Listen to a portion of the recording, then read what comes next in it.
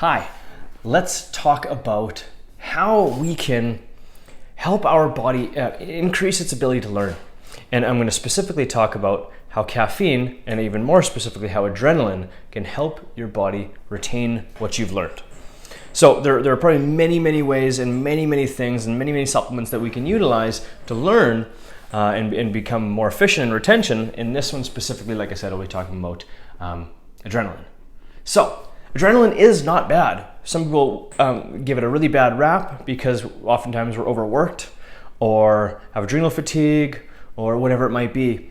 So how it can help you, and this is how, let's say, caffeine can help you, is before you go to learn something. Let's say they did this with university students. So a course or something you need to retain is spiking adrenaline just a little bit before and then spiking adrenaline just a little bit after.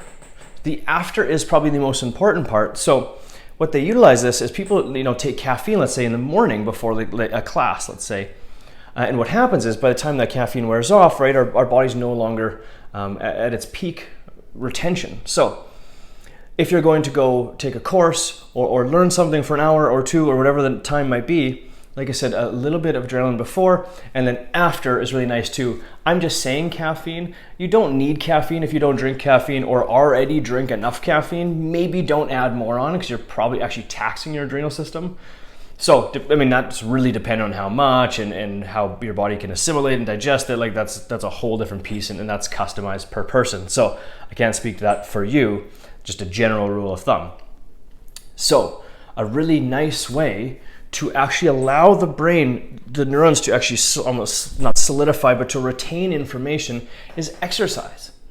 Exercise after we learn something will spike adrenaline to a certain degree and allow the body to retain more information.